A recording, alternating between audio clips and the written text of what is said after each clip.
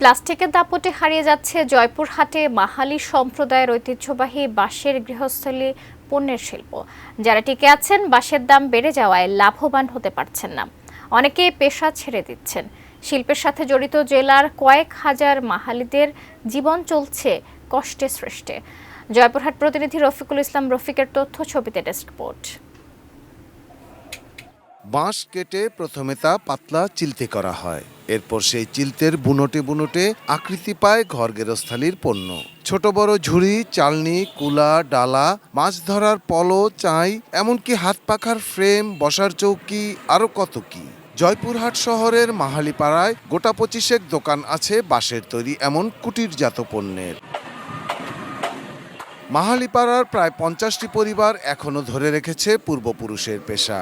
তবে প্লাস্টিক পণ্যের দাপটে তা আর ধরে রাখা দায়। তার উপর বেড়েছে বাঁশের দাম। তাই দিনভর খাটুনিতে শিল্পজাত পণ্যটি তৈরি হলেও তা বিক্রিতে জীবন চলার মতো লাভটুকু আর মিলছে না। আলোর পথে নতুন দিশা। বাঁশের দাম হলো 200 থেকে 300 টাকা। তাহলে কি কাজ করবে গরিব, আর কেমন করে বাঁচবে গরিবরা? প্লাস্টিক আসে, খুব একটা বেচা কিনা হয় না। আগে অনেক ছিল, এখন আর তো নাই, এখন কমে গেছে।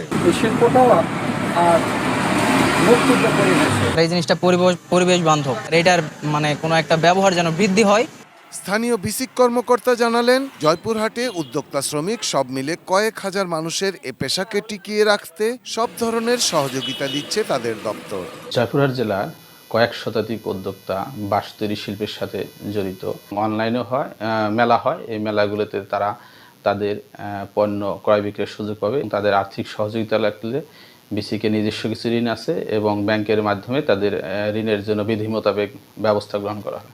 সারা বিশ্বে যখন পরিবেশ বান্ধব পণ্যের জয় জয়কার, তখন মাহালিদের জীবনে অনিশ্চয়তার হাতছানি। টিকে থাকুক এ শিল্প, বাঁচুক মানুষ ও পরিবেশ, এমন প্রত্যাশা করাটা মাহালিদের জন্য নিশ্চয়ই আকাশ কুসুম চাওয়া নয়।